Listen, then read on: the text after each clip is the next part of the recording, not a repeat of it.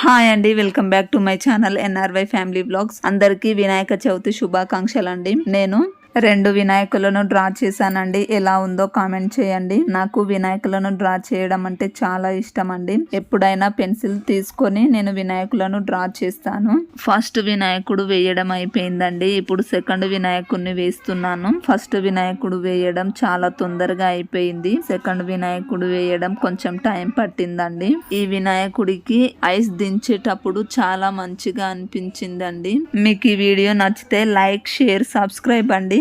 Subscribers ఒక్కరు కూడా పెరగడం లేదు. మీరు సబ్స్క్రైబ్ చేస్తే నాకు ఎంతో సపోర్ట్ చేసిన వాళ్ళు అవుతారండి.